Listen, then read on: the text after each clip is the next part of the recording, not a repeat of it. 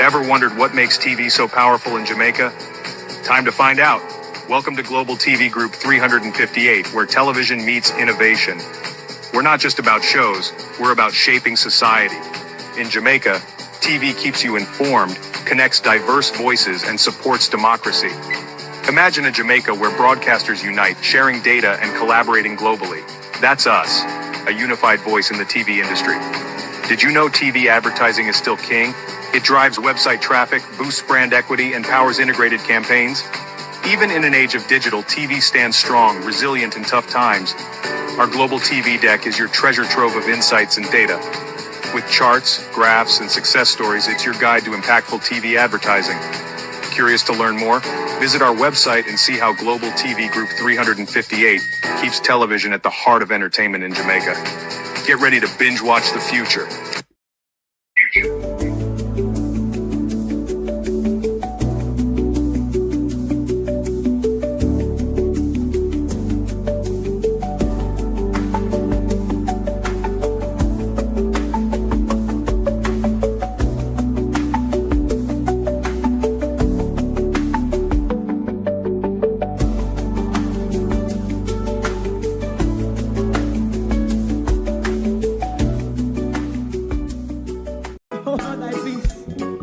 God of my salvation, because the mouth of the sinful and wicked is open. Rastafari.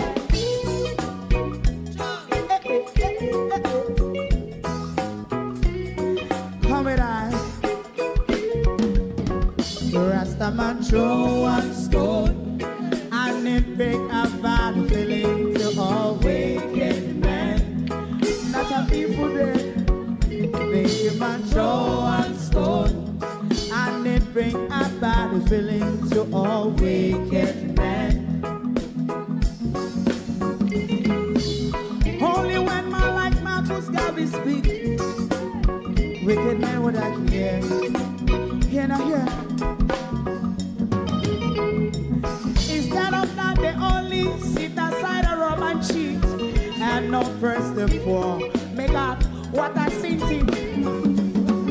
Make him a throw one stone, and they bring a bad feeling to all wicked men.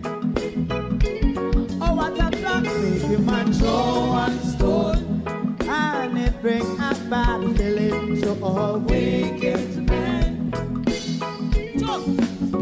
My favorite part: if Rasta make a progressive move, wicked men are red.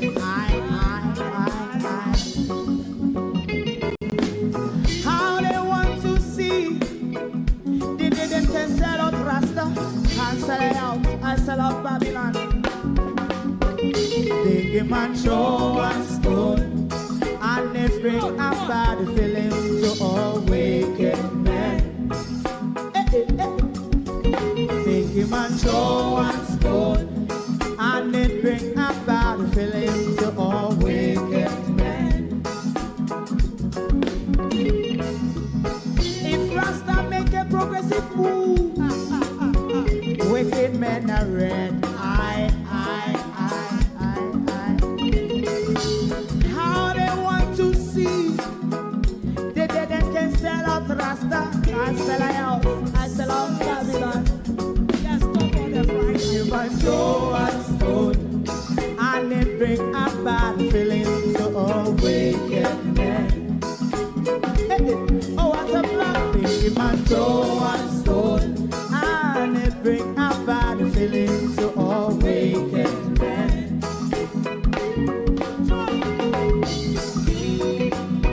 You have eyes to see, let him see. You have ears to hear, let them hear. What a prophet must say.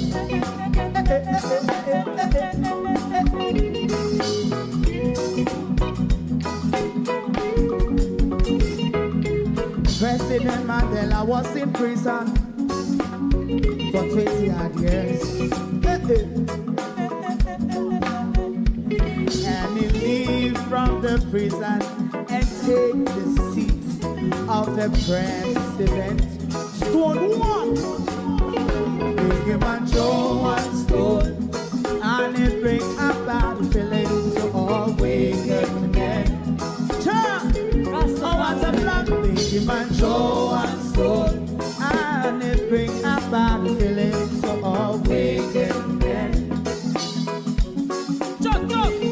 a man throw a stone, and it bring a bad feeling to all wicked men.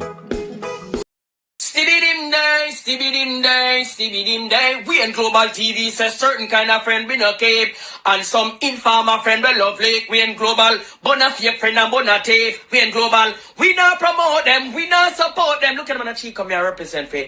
We in Global TV, check it.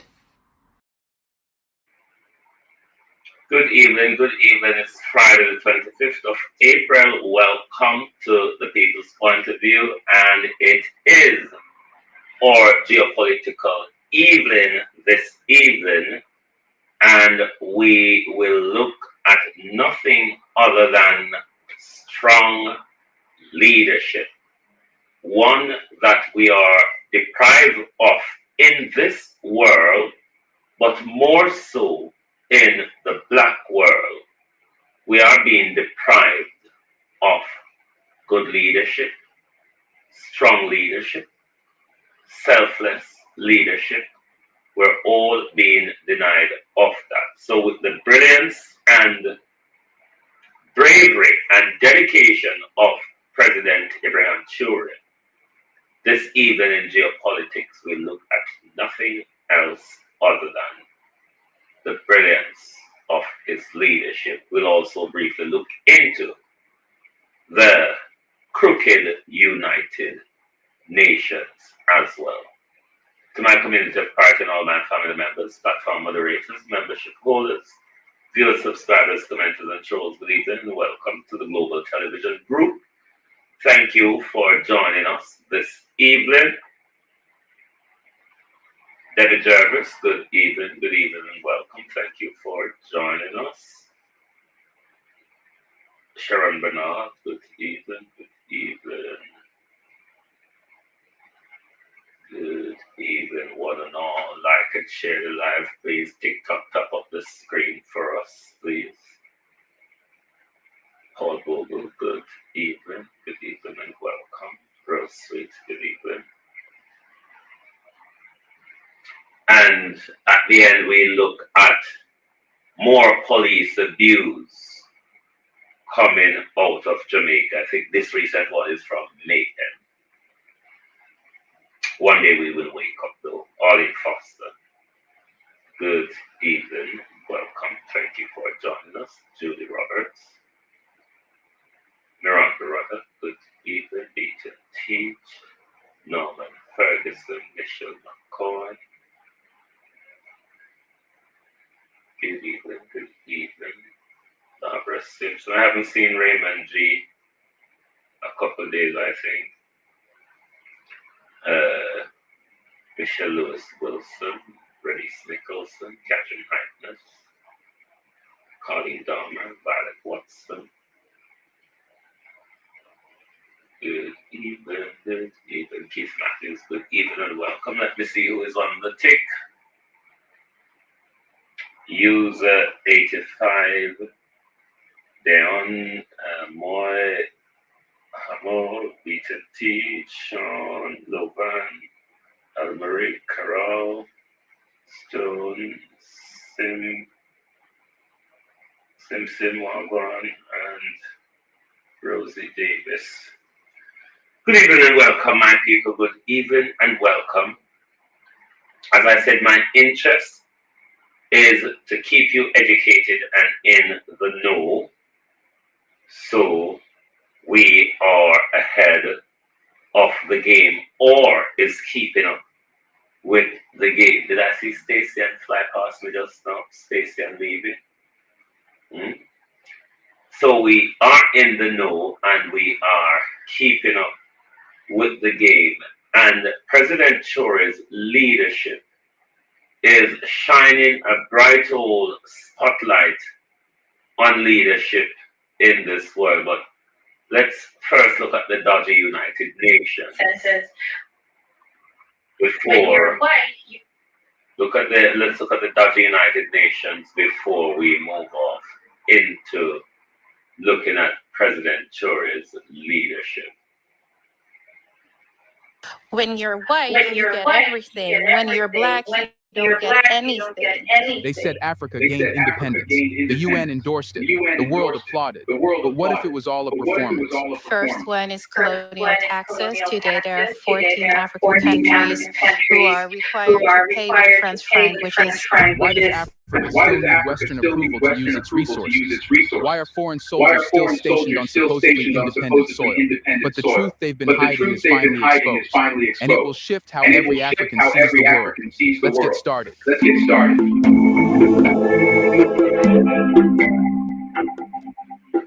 And before we go forward, we have to pay our dues to Black Culture Diary for their continuous important information that they're putting forward. So we want to thank them for that. And remember, you can always keep up with geopolitics on Black Culture Diary. If you want to control people forever, you don't just take their land, you take their history. You rewrite their origin story and tell them they were nothing until you arrived. That's exactly what colonial powers did to Africa. The myth that Africa was always poor, always backward, always in need of civilizing wasn't just racist, it was strategic. Because if Africa was always in change, then colonization looks like progress, slavery becomes salvation, independence becomes a gift, not a right taken back by force. But here's the truth. They don't teach in Western classrooms. Africa was not discovered. Hold on, then let me check my YouTube mic. Norman said he's getting a terrible echo. You are right, Norman. My mic jump out from mic over to the camera mic. So it should be better when I start playing it. Sorry about that. It was dismantled. So I do want to set the record straight on one thing. We've heard a few times the sentence, we gained our independence, we were given independence, but actually that's not true. We were always independent. We were independent nations, we were independent people, and we regained our independence. And I think that's a crucial difference because something was taken away from us and we took back what was always ours. So I urge everyone to not talk from the perspective of, oh, we got our independence in 1965, or they gave us our independence. No, they actively came to our countries, took our independence away, they enslaved us, they colonized us, and we took it back. Before the arrival of European ships, Africa was home to vast empires, advanced systems of governance, and complex trade routes that connected it to the Mediterranean, the Middle East, and even parts of Asia. Cities like Timbuktu, Kilwa, and Benin had libraries, markets, and diplomatic missions. The Malian Empire was so wealthy that when Mansa Musa made his pilgrimage to Mecca in the 14th century, he crashed gold markets across North Africa just by passing through. This wasn't a continent waiting for European enlightenment. It was a continent already building, trading, governing, and expanding on its terms. So why erase that? Because colonizers didn't just take land, they rewrote the script. In that script, Africa was the dark continent, its people primitive, its societies tribal. Even today, that language creeps into media and politics. Subtle dog whistles that reinforce the idea that Africa's natural state is chaos, unless someone from outside manages it. This narrative serves a purpose. It makes ongoing domination feel just. If you've been wearing glasses more than 5 years, stop scrolling. We're looking for people in the UK aged between 45. Justified. If Africa was always broken, then foreign intervention becomes noble. Military bases become security partnerships. IMF loans become development aid. Exploitation becomes support. But none of it adds up unless you erase the fact that Africa once stood tall on its own, not in opposition to the world, but in connection with it. By destroying that memory, colonialism didn't just steal Africa's present, it sabotaged its past, and in doing so, tried to control its future. And here's the most dangerous part. Even today, many Africans unknowingly accept this altered history. Because when you've been taught from birth that your ancestors were conquered because they were weak, you start to believe that maybe you need help, that maybe someone else should be in charge. That is the psychological colonization no one talks about. And it's why, Even decades after so-called independence, Africa is still treated like a child in international politics, not because it's incapable, but because the world pretends it's incomplete. But how do you keep a continent in chains without showing the chains?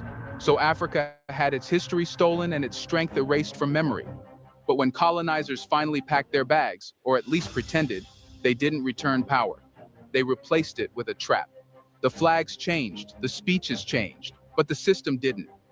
In the 1950s and 60s, one African country after another was handed what the world called independence. The UN held ceremonies, European powers signed exit papers, and suddenly, maps were filled with new nations, proud, young, and supposedly free. But beneath the surface, the same hands still held control. Real independence isn't about having a president or a flag. It's about sovereignty, the ability to make decisions without asking permission. And that's the one thing Africa never got back. What the colonizers left behind was a carefully engineered operating system, one where the new African leaders would still need approval from their former masters for everything that mattered: trade, currency, arms, infrastructure, even laws. They set up international partnerships that kept decision-making power in Western hands. They drafted constitutions with built-in economic dependence. They created aid packages that came with invisible chains. And perhaps most insidiously, they trained local elites to enforce it, not with whips, but with policies. These weren't accidents. They were design features. Take education. The colonial sea curriculum was never truly replaced. In many African countries, children are still taught to admire European thinkers, study European revolutions, memorize European geography, and know almost nothing about their kingdoms, philosophies, or liberation movements. The goal was never to empower. It was to replicate, to produce leaders who would govern Africa using a European mindset, keeping the same exploitative systems alive under local names. Or look at military power. As the colonizers left, they trained national armies, not to protect African sovereignty, but to defend foreign investments. That's why when protests erupt against multinational corporations today, it's not foreign troops that respond first. It's the local police, trained and armed with Western funds. The result? African leaders who look like they're in charge but operate inside a system they didn't design and cannot escape without consequences. Because anytime a country tries to step outside that system, nationalize its mines, change its currency, reject IMF loans, the response is immediate. Sanctions, sabotage, coups, or character assassination in the international press. In the topic of neocolonialism, I have a bit of an issue with the neo. Neo is Latin for new. There's, for me, nothing new about it. It's true what Mug said in the beginning. Slavery and colonialism go hand in hand. And yes, it's true it was an economic structure to enrich oneself, but there's nothing neo about it. What happened 200-300 years ago is still happening today, right? If we think about the United Nations, a lot of people think about human rights. What I think about is the United Nations was created in San Francisco in 1945. If you think about how the world looked like in 1945, it was largely colonized, if not all. It was a small selective group of countries who created the UN, and it expanded over time, but it was never created to include the African countries or certain countries of the global south. That was not their intention. It was not their intention for the human rights treaties to include us people, right? So there is nothing neo about it. Same goes for institutions like the World Bank, IMF, even the European Union. And like you already said, they like our resources, but they don't like our people. This isn't neocolonialism. This is colonialism 2.0 with better marketing. The empire didn't die. It just learned to speak the language of development, human rights, and global cooperation. But behind the slogans is the same old machine, one that keeps Africa working, exporting, borrowing, and obeying. And if you still think this is all about partnerships, ask yourself, why does Africa need permission to sell what it owns? Here's a reminder to please like and share the video and subscribe to our channel to watch more videos on Black culture, history, civilization, and identity. Let's continue now. Africa is the richest continent on Earth, not in GDP, but in the raw materials that make the global economy run. Gold, oil, cobalt, uranium, lithium, diamonds, rare earths, you name it, Africa has it. But here's the catch. Africa doesn't control it. From the mines of Congo to the oil fields of Nigeria, the script is always the same. Foreign companies extract the wealth, local governments sign the contracts, but the people, they remain poor, polluted, and powerless. And it's not by accident. Western nations and their corporations have spent decades building an international economic system where Africans need permission to access their wealth. It's all locked behind trade agreements, export licenses, patent laws, and financial partnerships that always seem to benefit someone else. Many African countries can't even refine their minerals. Take Ghana's bauxite, Niger's uranium, or Zambia's copper. The raw materials are exported cheaply, refined overseas, and then sold back to Africa at 10 or 20 times the price. That's not trade. That's economic sabotage. And when countries try to break free from this trap, to build local refineries, create national mining companies, or renegotiate unfair contracts, they face an invisible wall. Suddenly, international banks freeze loans. The IMF warns of economic instability. Western media starts questioning the president's commitment to democracy. And in the background, threats of coups or civil unrest begin to brew. Why? Because true control over resources means power. And power is the one thing the colonial system was never designed to return. Look at France's grip on West Africa. It's not just about the CFA franc. It's about uranium from Niger, gold from Mali, and oil from Gabon, all flowing into French industry while African nations remain dependent on aid. France doesn't just import the resources, it controls the rules around them, from pricing to licensing to environmental limits. That's not partnership, that's possession. Even the United Nations, with all its development talk, rarely questions how these systems work. Its agencies monitor poverty, but not the structures that cause it. They preach sustainability, while the same mining companies they fund devastate entire ecosystems for cobalt used in Western electric cars. And the worst part? These systems are protected by legally binding contracts signed decades ago.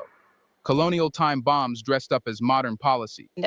Without signing this agreement, they couldn't regain their independence. And then there is a second one, which is not only related to France, but also to Spain, to Portugal. The Netherlands had some part in it, and it's some kind of investment agreement. And it basically entails that, let's say you're in a given African country and you delve gold, and you think, oh, I want to sell that gold in the market to have some money.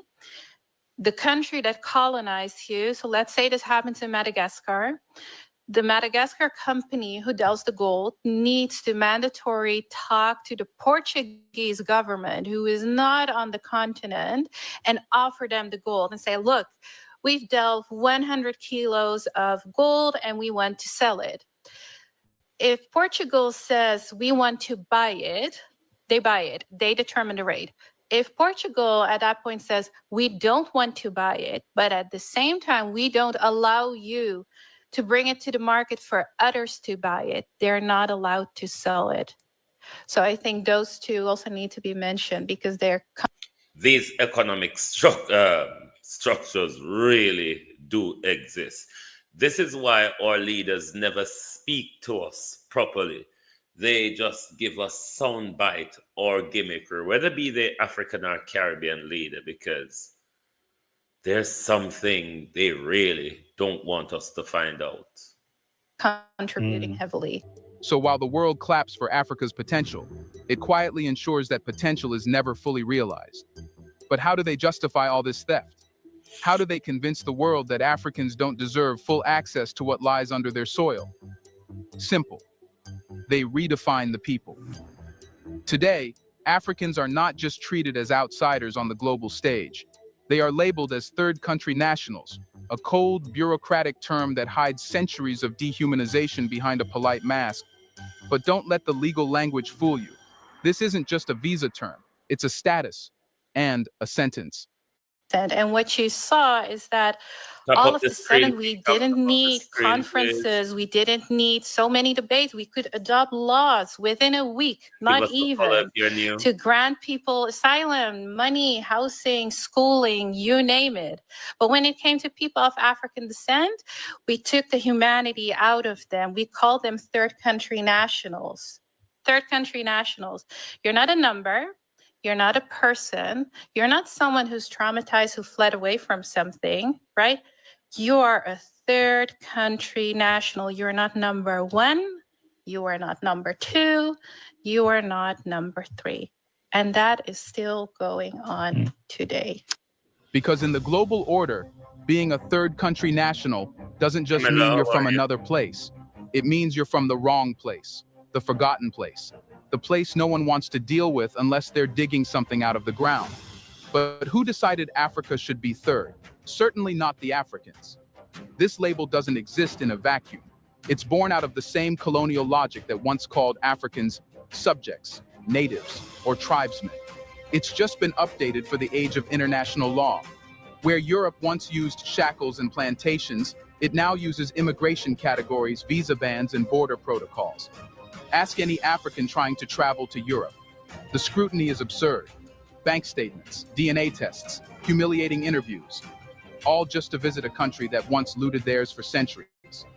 Meanwhile, European citizens can fly into dozens of African nations visa-free and be greeted like royalty.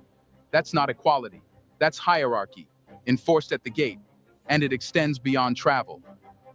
Look at how Africans are treated in international conflicts. When war breaks out in Ukraine, for instance, European nationals are welcomed in dozens of countries as refugees. But Africans fleeing the same war, they're stopped at borders, pushed to the back of the line, labeled not as victims, but as opportunists. Even the term Global South, though often used by well-meaning thinkers, quietly reinforces the idea of a world divided, where African nations are perennially developing, emerging, or third tier. Why not call them what they are? Sovereign nations with stolen potential. This soft exclusion, this quiet demotion, is a powerful form of modern colonization. It ensures that even when Africans succeed, they are always made to feel like visitors in systems they didn't design and were never meant to win in. You can build universities, launch satellites, refine gold. But if the global system still sees you as a third country national, you're not treated as an equal. You're treated as an exception. And the most dangerous part? These terms don't just affect how others see Africa. They shape how Africans see themselves. So now we know the system is rigged, the chains are real, and the labels still cut deep. But if colonialism survives in silence and division, then the only way to kill it is with unity. Africa's greatest curse hasn't been poverty. It hasn't been corruption. It has been fragmentation. Borders carved by foreign hands, nations trained to compete instead of cooperate, leaders incentivized to protect foreign contracts rather than continental solidarity. Think about it. 54 countries, 2,000 plus languages, dozens of currencies, competing trade laws, conflicting military alliances. Every country is isolated, outnumbered, and vulnerable, forced to negotiate alone with powers that have centuries of experience in control. That's not a coincidence. It's a colonial design. The Berlin Conference didn't just divide land, it divided futures. And that division still lives on in the hearts of our politics. Francophone versus Anglophone, Arab Africa versus Sub-Saharan Africa, Christian versus Muslim, tribe versus tribe. When you're busy fighting your neighbor, you forget your real enemy is sitting quietly in a boardroom in Paris, London, or Washington. It has nothing to do with culture. It has nothing to do with, how do you call this, history. It has to do with the future. How can Africa play a role in the world? Because at this moment, you can protect any culture you want in Africa, but our voice doesn't mean anything to nobody. So this is my priority. How can we turn Africa in a powerhouse in this world? Because we have a lot to offer to the world. That's the point. So the political unity of Africa is strategic to the survival of Africa. Like I said, if we don't reach this level, then we will end up with this genocide we are all afraid of. With our beautiful culture, our beautiful languages, we will not survive. So that's my point. We will not survive if we continue like this, divided and not trying to become a power. That's what I wanted to ask. One thing that can save Africa is unity. Until Africa unites in economy, in defense, in diplomacy, in purpose, it will remain the richest beggar on earth. Because divided, we bargain. But united, we set the terms. Now the only question left is, who's brave enough to fight for that unity? Let us know in the comment section. Can Africa unite to reclaim things stolen from it, including its identity? Who is left to fight for that unity? And with that, we'll know, because we're speeding up our geopolls. With that, we will turn to the world's greatest leader, Ibrahim Traoré, and a speech from my top professor, Professor Pierre Lolo. On the critical question of leadership in Africa and the critical question of followership in Africa. And ladies and gentlemen, this is African Black Seed. I said, this is African Black Seed, bringing you the revolutionary news shaking the entire continent. In a world starved of truth, courage, and conviction, there are rare moments when a speech doesn't just echo through walls, but through history itself. This is that moment. It was a high-level summit in Ouagadougou. Leaders, generals, youth leaders, and thinkers gathered to shape the future of Africa. Among them stood a soldier of vision, Captain Ibrahim Traoré. And walking to the microphone came a man whose voice has thundered for African dignity for decades, Professor P.L.O. Lumumba. My brothers and sisters, we are not gathered here as puppets of former empires. We are here as descendants of Nkrumah, Sankara, Lumumba, and Cabral. We are here because we are tired of kneeling before those who bled us dry. They called our gold foreign reserves. They took our uranium and sold us weapons. They made our mothers beg at the IMF while they stole our father's land. Maverick is saying on TikTok, a solidarity march in all African countries organized for Wednesday the 30th of April 2020, 12 p.m., 12 noon. That would be 12 noon in respective countries' time scale, I believe. I need to pull more information on that. Thank you for that. But today, we say enough. With every word, Lumumba cut deep into centuries of betrayal. Yet his voice was not of anger alone, but of vision, of unity. Captain Ibrahim Traoré, you are not just a president. You are the wound and the healer. You are the bullet that missed Sankara and the hope that he never lived to see. The spirit of our martyrs walks with you, but remember, they will only walk as long as you walk with the people. To every African youth in Accra, in Nairobi, in Johannesburg, in Bamako, in Atlanta, in... And you know that lie about the goals and the human rights abuse and all of that bullshit? You know the charge has been led by, if TikTok wants to block me, so be it. The charge has been led by a nigger, you know, one of those paid for ones. London, in Paris. This is your time. Build our own internet. Write our own history books. Heal with our own medicine. Feed with our own hands. Defend with our own army. And speak only one language, Africa first. It wasn't just a speech, it was scripture for a new generation. Professor Lumumba, you speak like our ancestors whisper through you. If today I cry, it is not weakness, it is my oath. Burkina Faso will not betray Africa. We will rise, not in words, but in iron, in soil, and in soul. I will not fear death. I will fear only forgetting why we live. The two men embraced, not as politician and scholar, And the Africa that I talk about is the post-colonial Africa.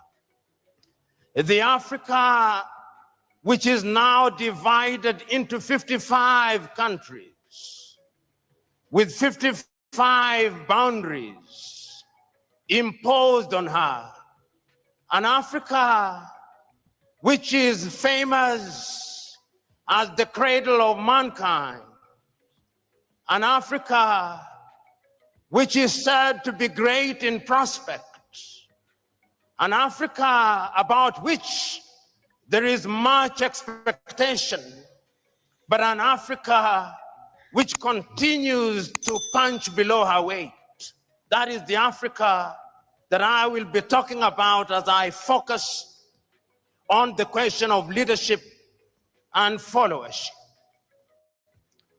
As I think about that Africa and her leadership and followership, and I think about her often, as all of us should, the words of a book that I read as a youngster come to mind. And any one of us who had the opportunity of reading the book A Tale of Two Cities will remember these words. It was the time, the best of times, and the worst of times.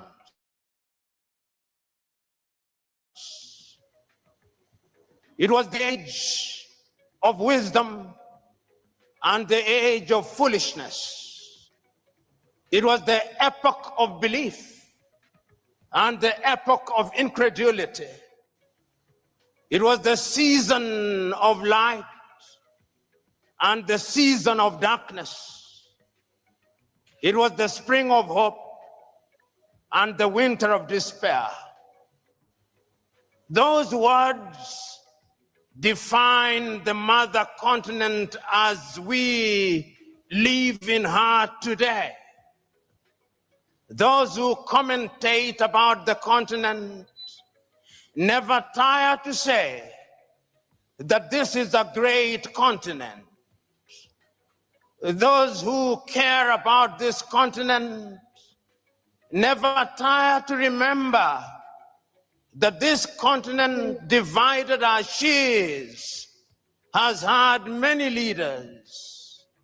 And when I allow my mind to go down memory lane, I can remember so very vividly the immortal words of many great African leaders on the eve of our regaining our independence. And many of us can see pictures of young Africans, whether in Nigeria or Ghana or Algeria or Kenya or Tanzania, celebrating when we regained our independence. And many of us can remember the words that they spoke and the promises that they made. If it was in Nigeria here, you can remember the immortal words about what they would do to Nigeria of Nnamdi Azikiwe. You can remember those words. You can remember the words of Abubakar Tafawa Balewa. You can remember the promises he made. You can remember the erudite words of the Sultan of Sokoto, Ahmadu Bello, and the promises he made, and many others. When they spoke then, those who are young saw in them the similitude of Moses in the Bible. They thought of their leaders and saw their leaders as messiahs who would bedazzle latter-day pharaohs with miracles, who would liberate them from the Egypt of poverty and want, who would cause pillars of fire to stand between them and sorrow and want, who would part the Red Seas of tribalism and ethnicity, who in times of hunger would summon manna and quail from heaven. That is what they thought of their leaders, messiahs. But today, permit me to say, in many African countries, they are saying, it was better while we waited. It was better while we waited. There is a sense in which throughout the continent of Africa, there has been disappointment with leaders at all levels. So that when on the eve of independence, we wanted to come home, now that we regained independence, we never tire to see images of our young men and women dying in the Sahara, dying in the Mediterranean Sea, being humiliated at the embassies of the erstwhile colonizers as they seek to leave our countries and the continent. It was better while we waited, they say. Which begs the question, what happened and what is happening? That we have so many individuals who occupy positions of leadership, and yet the biggest deficit is that of leadership in Africa. You know, in 1983, your own countryman, the late Chinua Achebe, wrote a little book which he could well have been writing about Africa, but he focused on Nigeria, the trouble with Nigeria. And Chinua, without mincing words, says the trouble with Nigeria is simply and squarely a problem of leadership. Whether you agree or disagree with Chinua, that is another debate. But he had his perspective. And he was asking a question that we continue to ask about the continent of Africa. Why is it that while on average 60 years after we regained independence, the 55 countries that constitute the continent of Africa, why is it that we cannot feed ourselves? Why is it that we have no faith in our institutions? We have no faith in our hostels. Why is it that we have no faith in our education systems? Why is it that we have no faith in our abilities? Why is it? Where has the leadership been? Why is it that so many years, while politics becomes the toy that lulls us into a false sense of security, our economies are controlled by people from other civilizations? Why is it? These are uncomfortable questions which we must pose and confront and answer if the mother continent is to realize our potential. Why is it that the mother continent is ever so negatively attractive to other civilizations?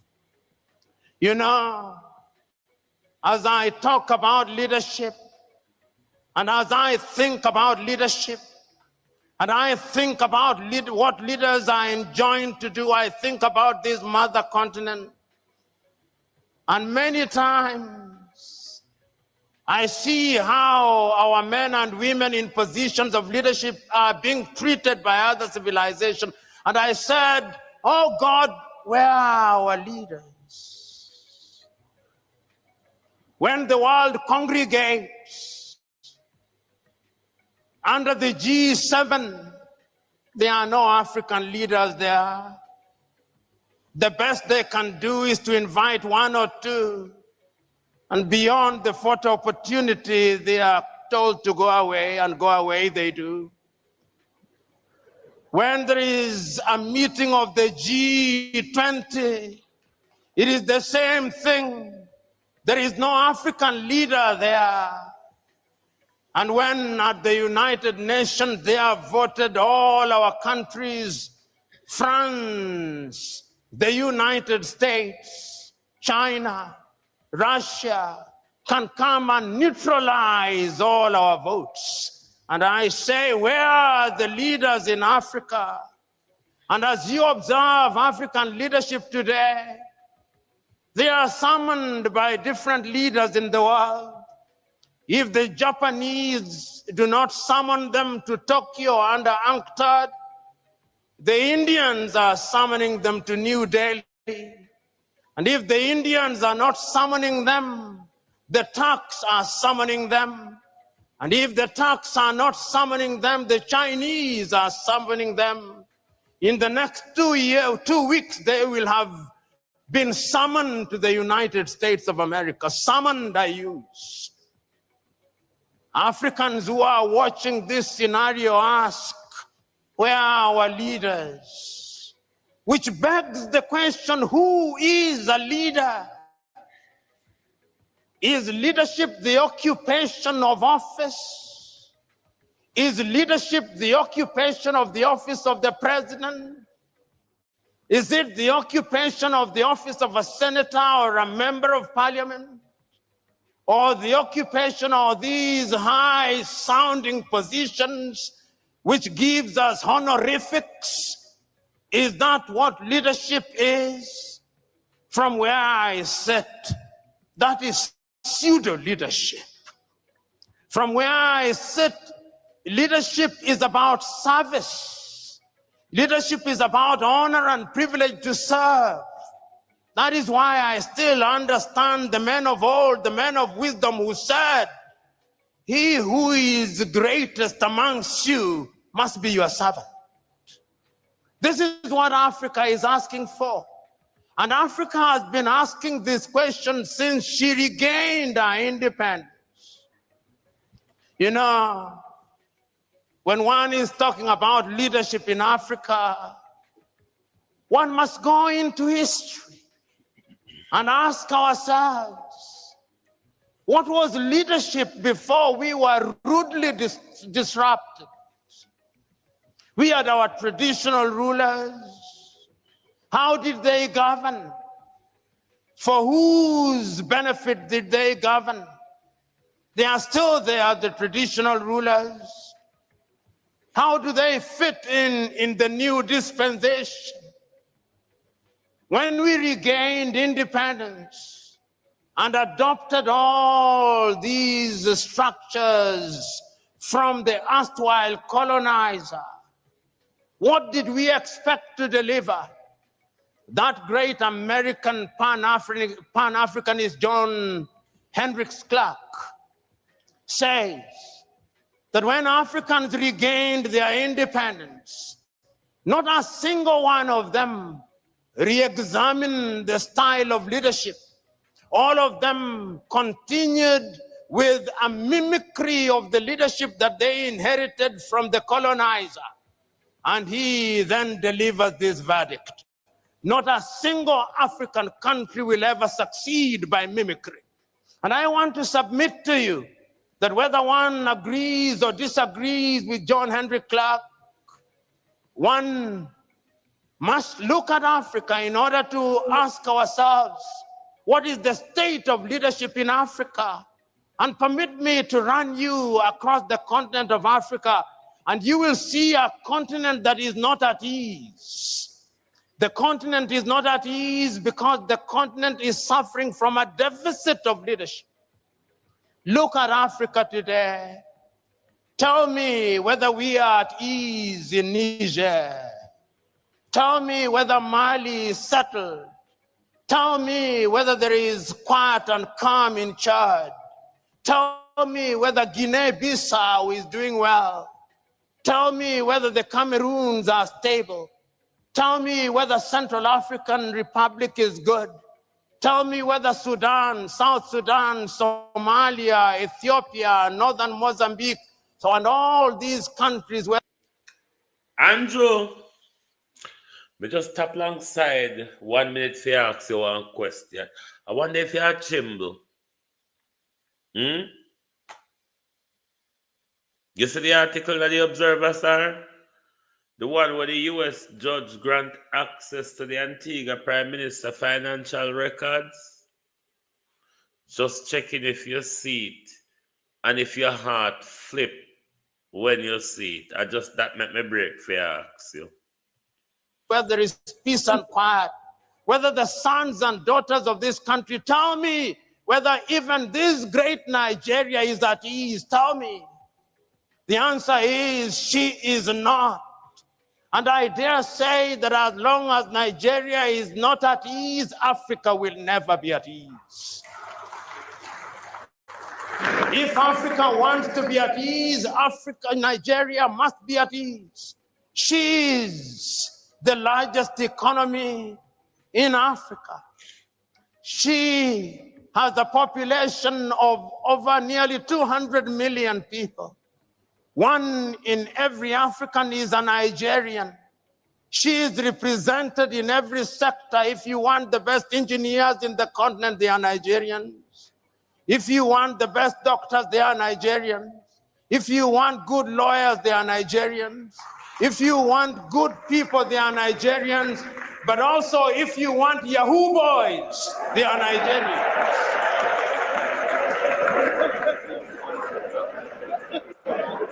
Nigeria is a great country. A friend of mine once told me that if you go to any part of the world and you do not find a Nigeria, leave that place because there is nothing to do there. Nigerians are present everywhere in the world, everywhere in Africa, and Nigeria, I'm told, is a $500 billion economy. Never, ever be proud of that, Nigerians. This is an economy that should at least be a $4 trillion GDP economy. Whenever you reach that level, then I'll say Nigeria is doing the right thing. All the ingredients are there. The question is, why is it that she is not realizing our potential? When we talk about leadership, we must ask ourselves, why is it that despite the best intention of the best of us, we do not gain what we desire? You know, I said that when you look at Africa and leadership, you must go back to history.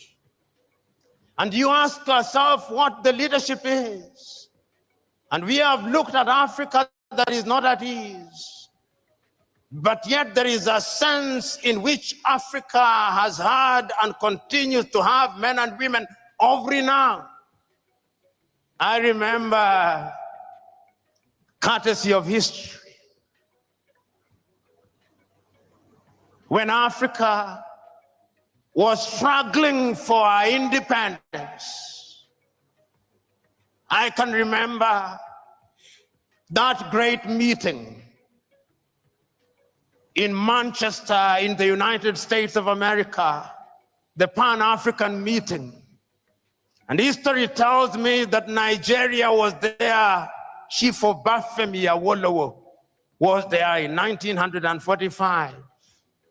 And I can still remember his words spoken about African unity. I remember that Ghana's Kwame Nkrumah was there. And then we remember how they came back to the continent to lead the continent.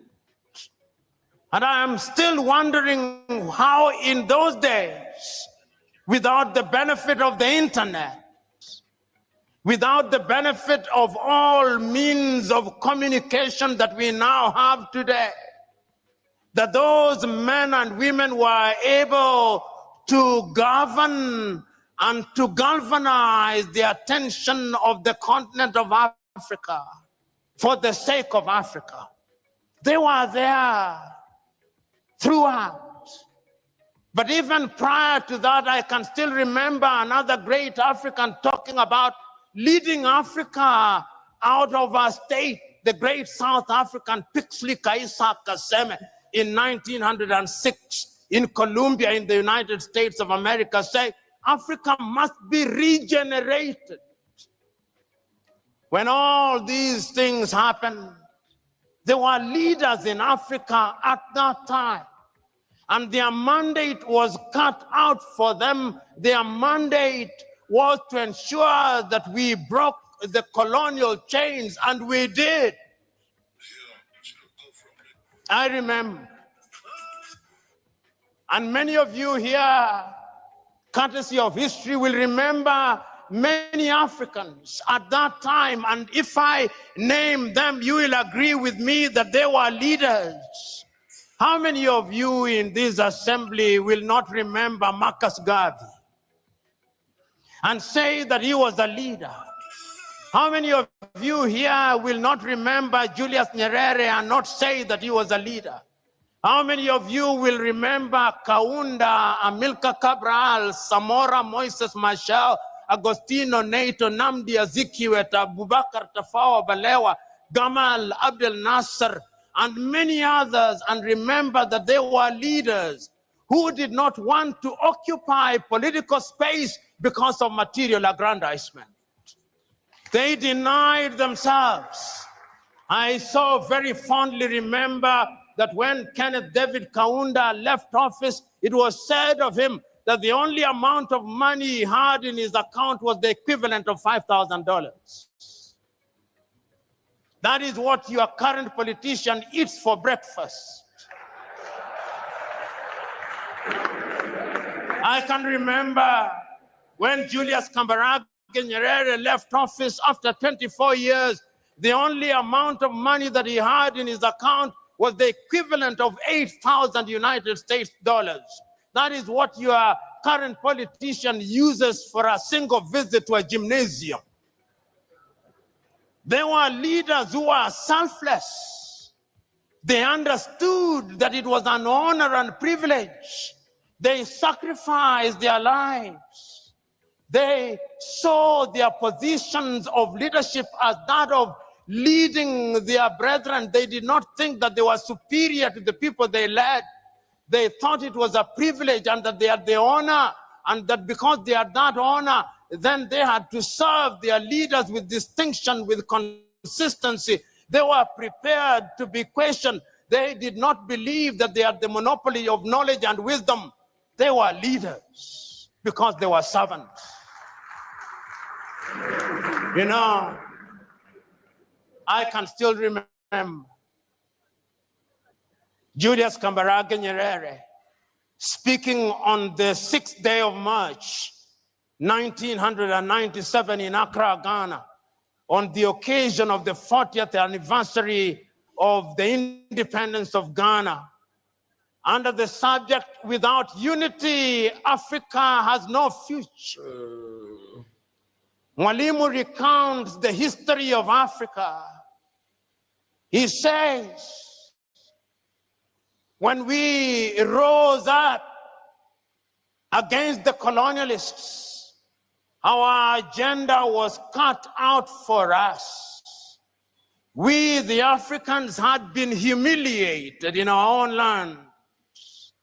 Our people had been denied the opportunity to realize their potential. Our mandate was one, to expel the colonizer. We did our bit. We made our mistakes. But who said we were infallible? This struggle is an intergenerational struggle. The next generation after us had the duty to pick up the baton and to run the next leg. The question is, did that generation pick up the baton? Have they run the leg well? The answer, not as well as they should have. Because we must never make the mistake of assuming that African leaders have done nothing. No, that would be too harsh. I think attempts have been made, whether in Nigeria or in different parts of Africa, to liberate ourselves from the chains and sorrows of the colonial project. But remember, as Kwame once said, the colonialists never left. And with that, GoDaddy has the perfect hosting plan for any website, from low cost. We'll elect our. with that end our geopolitical segment tonight. Prime Minister, you see the article, sir? Evelyn, Prime Minister, Evelyn. I must know you're creep under Donald Trump and a stroking balls. When you see this, you're going in here. You say, boy, I have to go keep them pants side. Because it really don't look pretty out there, Prime Minister. Don't look pretty out there at all. Everywhere you turn, Prime Minister, Maka joke you. Everywhere the Prime Minister turn, Maka joke him. I don't know how it's gonna pan out, you know. But it's really not moving in the Prime Minister's direction. Because I look at this, frightening look here now. I know Biden in there, no Prime Minister, you say if I did Biden, you can talk with Biden, you know, and play the corrupt game with Biden. And your indictment can't stay sealed on no investigation, don't go on. Prime Minister with Donald Trump, you will turn out your entire packet, give Donald Trump, and he still do your ended plan for do you. This is what makes someone no crook right now a piss up on yourself. Because I don't the usual crooked United States president them where they say just do this for me and we will keep your secret. Donald, you will still do it for Donald Trump and Donald Trump throw your secret out Pandongo heap. But what a beating you will get from China, Donald Trump. No, sir. China, I used to Donald Trump I scream like the orange pig he is. China have him up against the wall, you know. China really has America up against the wall. But push back harder, Donald Trump. Hasten the death of the American economy. Push little harder, man. You're not making, in my view, Donald Trump, you're not making enough trouble. Make more. We want to see the crash of that brutal, get the time I never do nothing with it. Big mouth, big burger, big Pepsi America. That's all is left of you, America. So nice. Look at you. Cannot even assemble an iPhone, America. Can't even assemble an iPhone. And you want to talk to people. Andrew, but then again, I'm a Republican. Andrew Holness, Donald Trump, they're all Republicans. So what else do you expect? Hold on there. That's something what we did for put in a studio. What is going on tonight? That's something you want me getting a hissy fit on him. Norman done.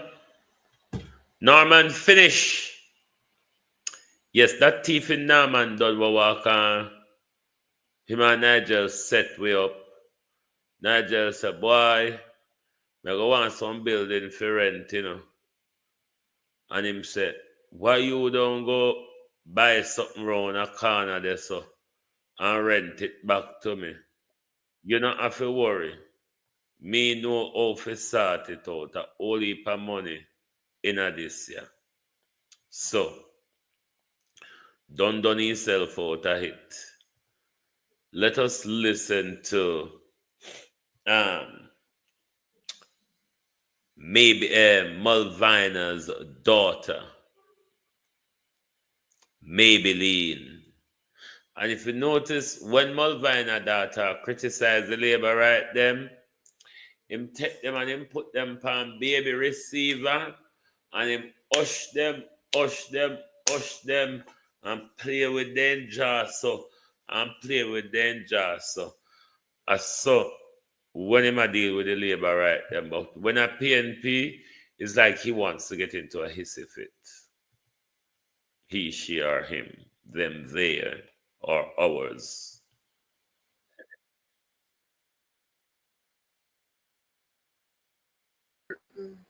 MP in St. Mary who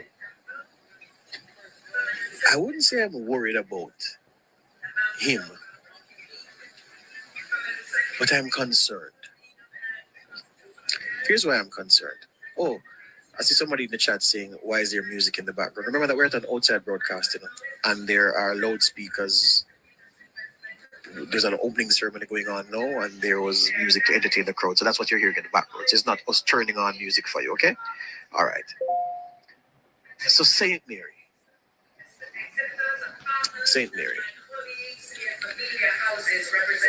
I'm concerned because how I've been told by key people in the constituency that the man is doing his political work.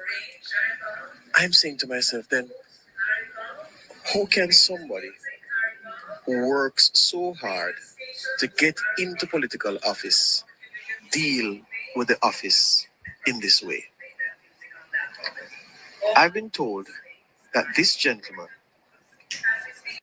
you know, said a bad to bad. When me can't tolerate Malvina, me can't tolerate Shia, it's hard for me to tolerate her. when you call him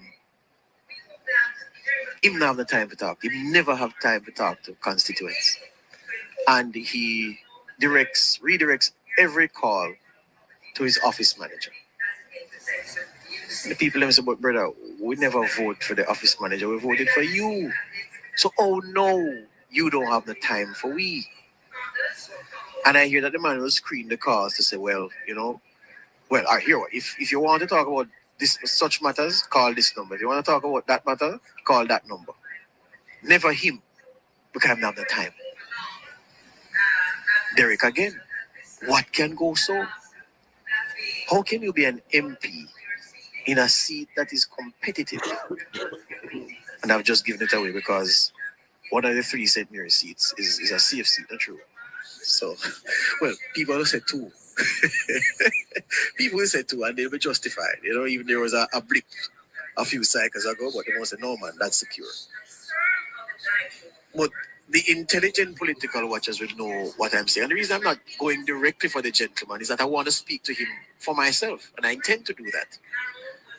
To ask him. He might go have a fight. Rather than give him journalistic critique, he's going to meet him and have a fireside chat with him. Well, politically, what are you doing? Because you're on a hiding to nothing because of your inaccessibility to your constituents. And somebody might say, well, George, people say that about representatives all the time. And I'll say, yes, but here's the thing. Local government elections showed us that, you hear them say there's nothing like when a woman is fed up in a relationship. There's nothing like when constituents are fed up in a constituency or a division. And when they're fed up, it is united action against you. And as one constituent said to me, George, at this rate, the MP is going to get But the man getting Gale for the Labour Party at the local government elections. Now, the Gale councillor is a good friend of mine, Ronnie Byfield. You know, we play ball together. We lived in the same complex one time. Very nice young man. Yeah? And he created that upset for the PNP on election night. And them say the man who lost to him behaved the same way that this member of parliament is behaving now. Me can't to mock him neither, but like why him a carry the message said don't fail, me just a help him spread the news, a bad news, so me a help spread it. And them say everything suggests that the same Radam will drop local government election day is gonna drop general election day. So I say that to say,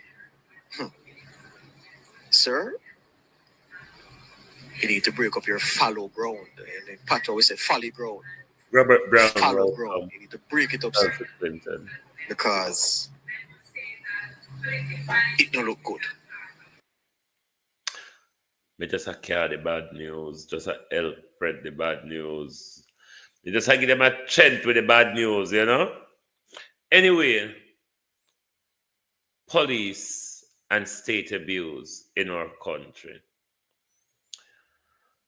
I honestly think a point is coming where we're going to react as if we have just woken out of our sleep and is frightened. That will be the reaction to violence and state abuse and oppression from the government. That video make me want to cry whole day. I don't know if me cry, I don't know if me cuss, or me turn a blind eye. Watch for yourself. I do believe, though, it will come to a head one day. It will.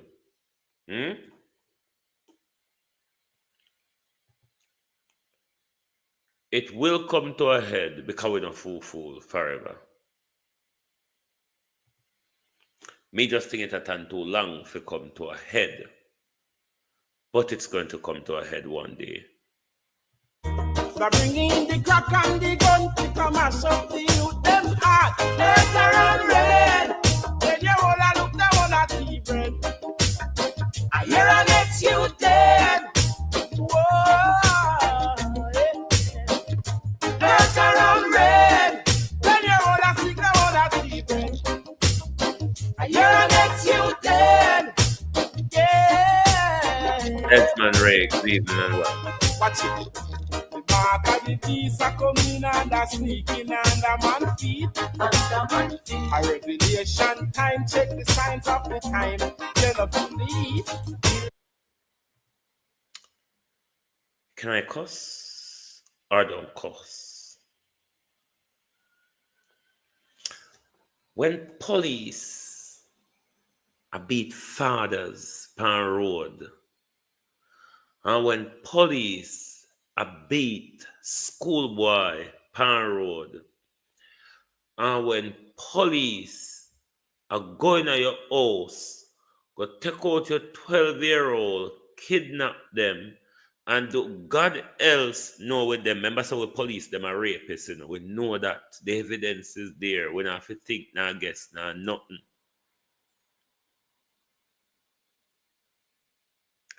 When police can hold with and switch with, me don't know if me fi cry. Me don't know if me fi cuss. Or me don't know if me fi turn a blind eye. I really don't know how to react to this video. Because if I start cuss, I can go on for the whole day. And if I start cry, it may go raise my blood pressure. And if I look the other way, it's going to play on my conscience. How do I approach it?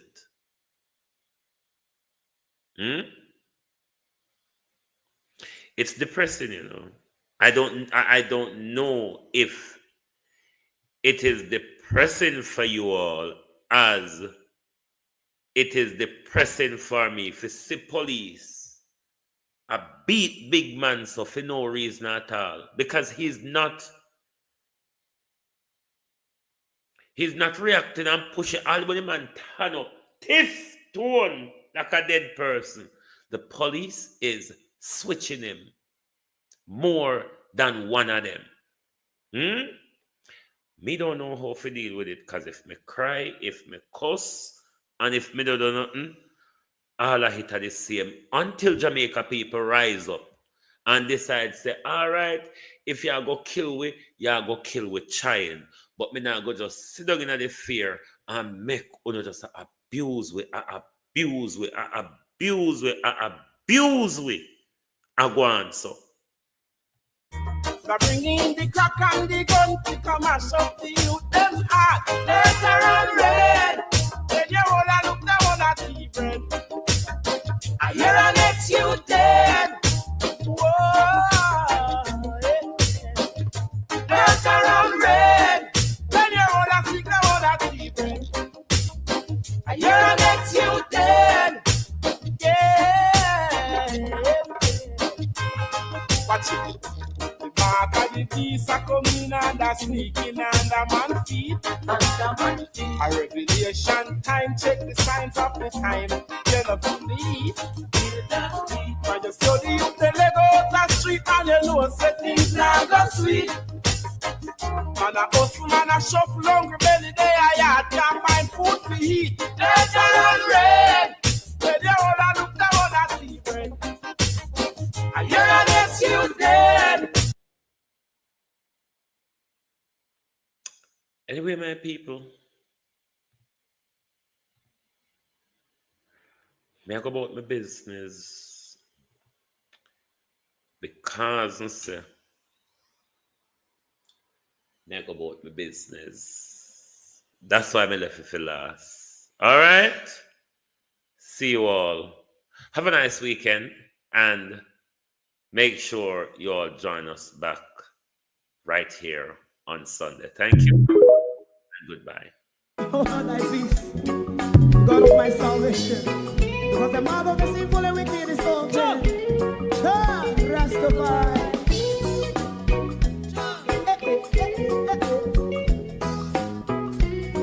Come with I. Rastaman throw one stone, and it bring a bad feeling to all wicked men. That's a people there. Make a man throw one stone, and it bring a bad feeling to all wicked men. Only when man like Marcus Garvey speak, wicked men would I hear. Hear now hear. Instead of that, they only sit aside a rub and cheat, and not press the floor. Make up what I seen to make a man throw one stone, and they bring a bad feeling to all wicked men. Oh, what a plan! Make a man throw one stone, and they bring a bad feeling to all wicked men. My favorite part, if Rasta make a progressive move, wicked men are red, I. How they want to see, they can sell out Rasta, and sell it out, I sell out Babylon. They give man show one stone, and they bring a bad feeling to all wicked men. They give man show one stone, and it bring a bad feeling to all wicked men. If Rasta make a progressive move, wicked men are red. How they want to see, they can sell out Rasta, I sell out Babylon. Yes, stop on the Friday.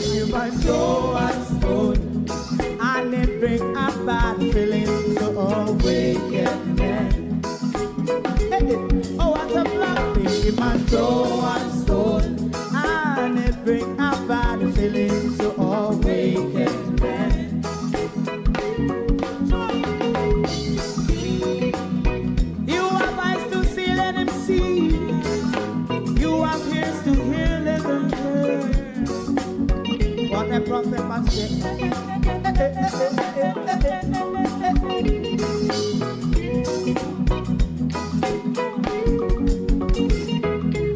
President Mandela was in prison for 20 odd years.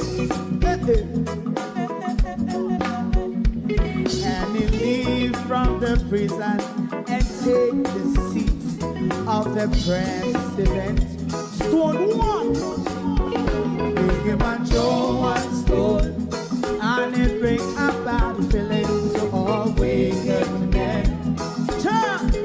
Oh, what's a black big him and Joe one stone, and it bring a bad feeling to all wicked men.